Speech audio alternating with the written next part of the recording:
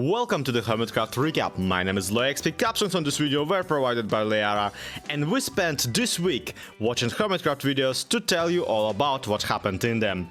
Just wanted to establish that in case you thought I am just really good at guessing. And this week had some videos, let me tell you. We got builds left and right, and the Magic Mountain went everywhere. Because they blew it up. Etho is back with his Frogger game finished, Scar is back with a full base Terramorph, and Gemini Tay donates Pearlescent Moon to science. No, I am not joking about any of this, and with that out of the way, let's take a look at all the events and mishaps that occurred on the Hermitcraft server this week. Starting with good times with Scar, who is about to enter a whole new phase of his base build. We know because he's finally removing the Ore Mountain. Which means that old Ore Mountain here is going to need to go. Also, by the way, has B-Dub served Big Ron yet his papers? Because I am currently suing Big Ron and the snails. The main change to the terrain on his side of the Magic Mountain would be that the place is now a mangrove wetlands.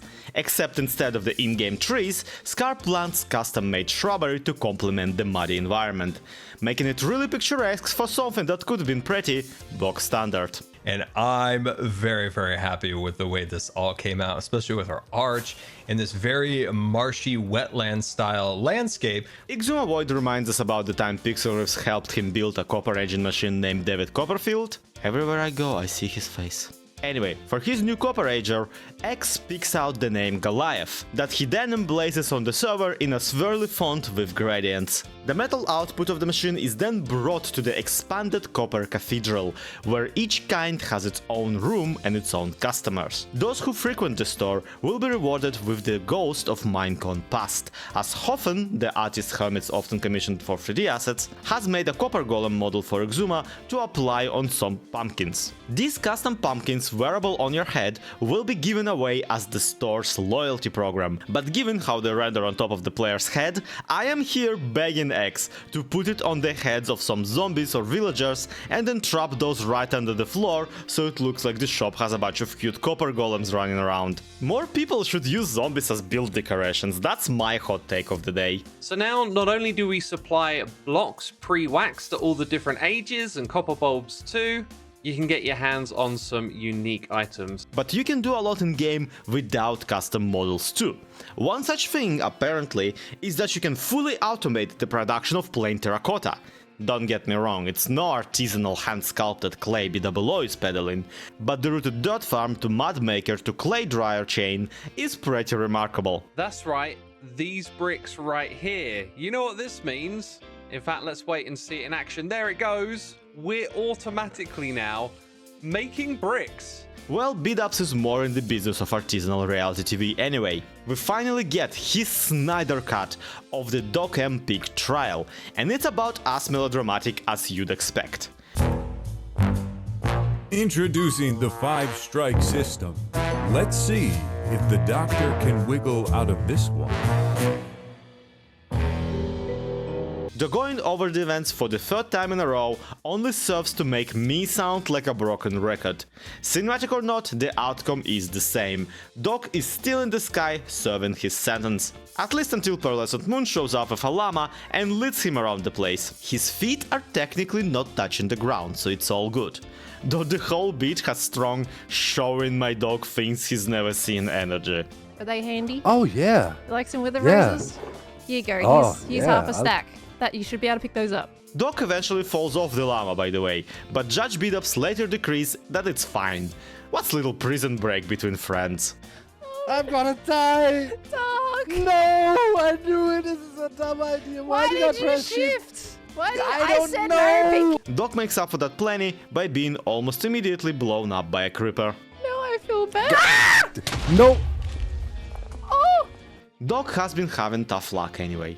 While the Skyblock prison is fine letting him duplicate string forever, the game soon fights back while he's AFK, and his diamond tools as well as a few buckets get lost to the land below. With iron supply strained, Doc starts his Iron Golem farm project, but gets tired of waiting for the right zombie to spawn and instead bridges all the way to the Hypno's backyard to steal a couple of villagers. Lies!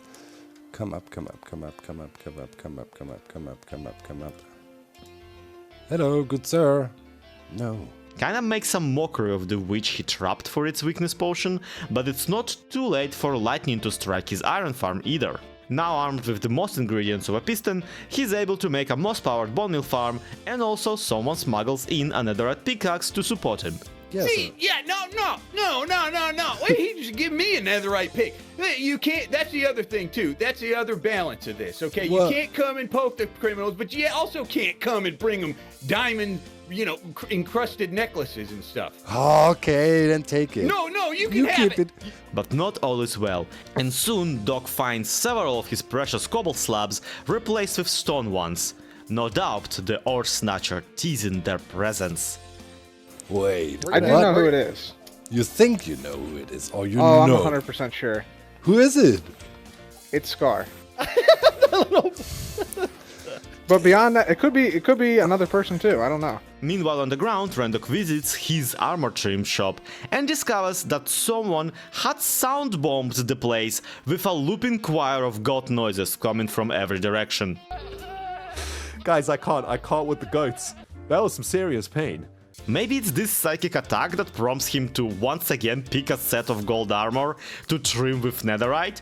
Or maybe he's less committed to his spouse than to the beat. Either way, there's got to be a cheaper way to look like a bumblebee. To make up the cash, Ren starts another permit shop, this time distributing skulk. Naturally, such delicate material requires a special approach, and you can't fool me, that is a trebuchet. I think he's canonically launching 60-kilogram projectiles for more than 350 meters. Vastly superior shop weapon. Ren is generally full of great ideas, because this week, False and himself finally realized their idea of a double-decker river. It truly sounds dumber than it actually is. In reality, the project is just a general river dug through Ren's exoplanet base that they then cover up with a patented sulfur river made of honey, much to the confusion of the Minecraft rendering algorithm. Just look like that. Look at that. What is happening here?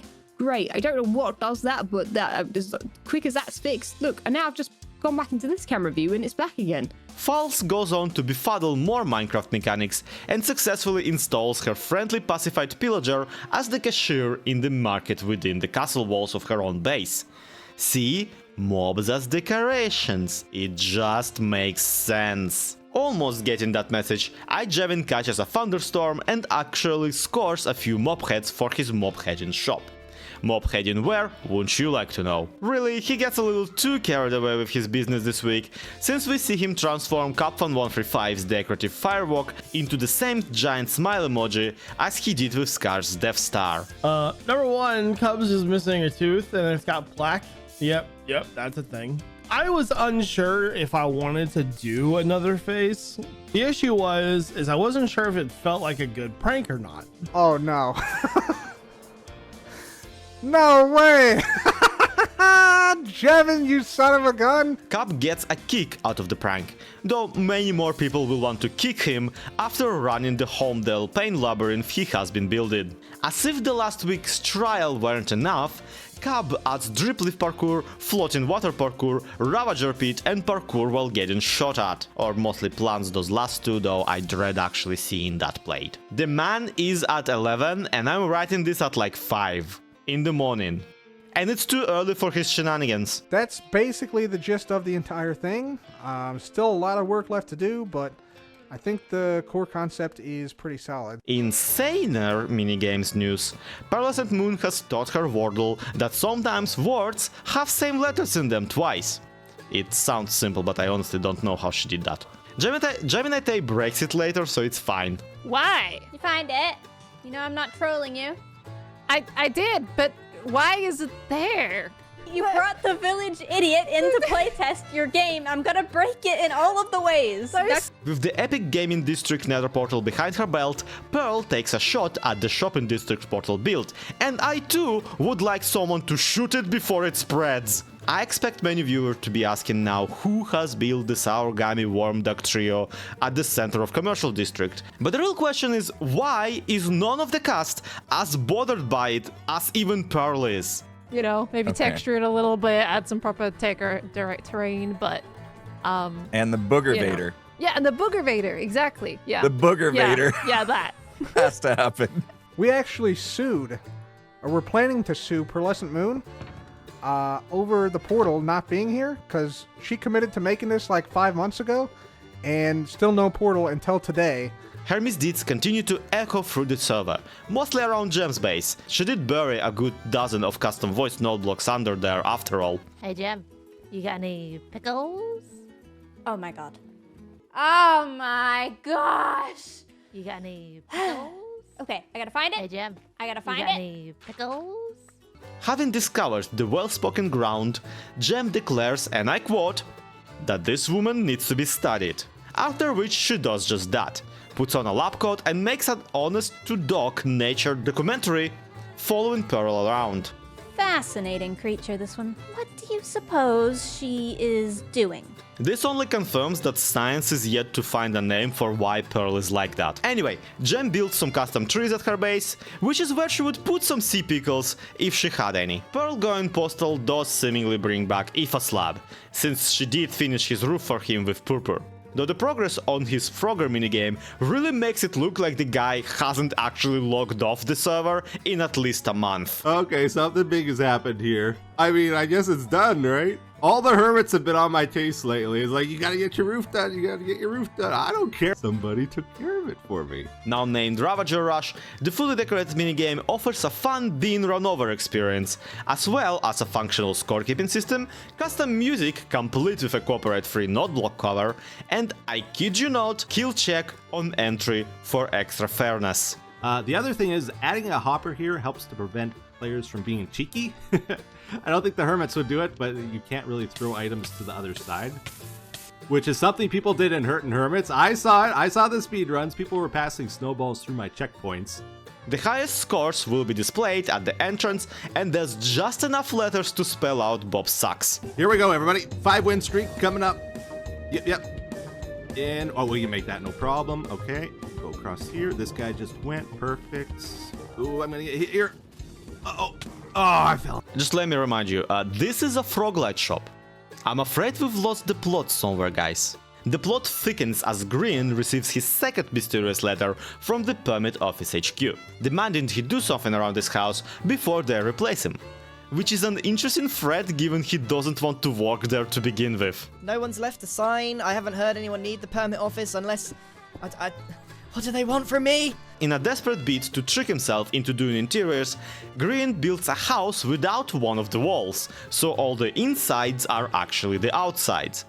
It's a solid dry dock design, but not solid enough to house another portal. Silly thing leads directly into the mail system. And in case you're wondering, no, he does not do anything about the Permit Office this episode.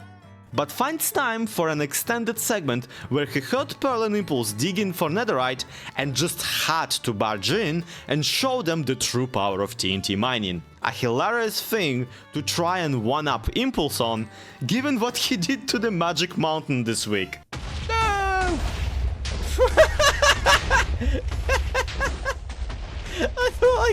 I thought I almost lost everything. See, the gunpowder farm from the last time suddenly taught Impulse that autocrafters are awesome and very gunpowder compatible.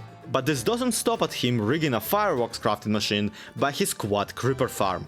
After a short lesson from Aoife, Impulse rigs up a small bombing grid over the Magic Mountain. The contraption not only dispenses the TNT, but also autocrafts it into TNT minecarts first, making sure that all of the boomies get to the bottom of the hole before exploding. Who knew that adding a metal casing to a bomb makes it bomb harder? Regardless, 4000 TNT minecarts make a quick work of the Magic Mountain's core, Green's sad attempt to contribute, and of course, Skizzleman. Oh jeez! Oh no! Oh my goodness! Wasn't Skiz just bragging? Skiz was just bragging about not dying. Proud to announce, the Magic Mountain now has not only crack, but also hole. Now XB Crafted has been living in a hole for a few weeks, and who can blame him? It's a certified XB classic. But now that the Drain Guardian Temple looks more like a chunk error, XB is considering putting up some intentional walls instead of just sand ones and emotional ones. The latter are shattered when Keralis takes him out for a night on the town, where mocking Tokem in his sky prison is only one delightful stop on the server vacation tour. They literally carry pina coladas everywhere. Life does not get better than that. Oh yeah.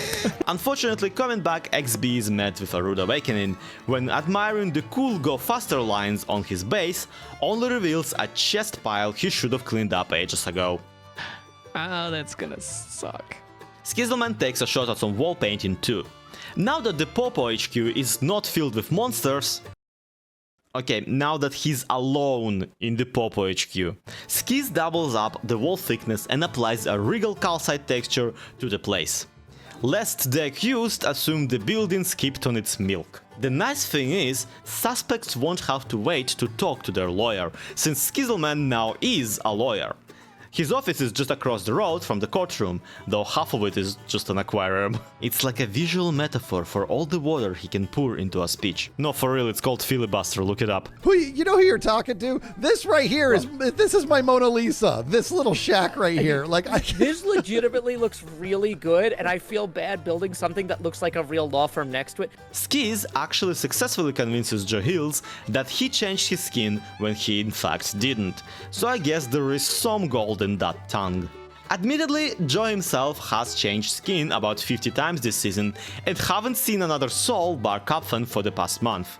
And frankly, after that maze, I am suspecting that Kaba is in fact the devil anyway. It's gonna go off the rails. Nothing in my head is gonna match what actually happens, and that's the most exciting part for me. While Joe packs ice and digs hills, he scores an interview with Joe Mirabello, the author of the Tower of Guns game. A game Joe liked so much, he now technically delayed the sequel by at least an hour. I used to work in AAA as a technical artist and as an environment artist. No, I worked on action RPGs and some MMOs, and I worked on one MMO that was pretty high profile, but was never completed because the company went bankrupt. You know, this is inspiring already. See, that's the thing, kids, is you too can go bankrupt in an inspiring and exciting visually way. And finally there's Mambo Jumbo, who is once again binging the Storage Wars show.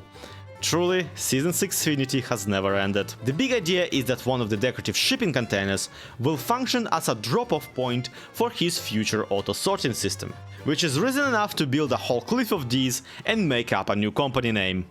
The small idea is that we should really get him some other series to watch every 5 years. Safe storage is done. I also just quickly want to draw some attention to the irony of the safe storage name when all of the garage doors are very evidently open. And that's about it for this week's recap. My name has been ZloyXP, captions on this video were provided by Liara. Don't forget to leave a like and subscribe so you won't miss future recaps. Thanks for watching, and we'll see you next week.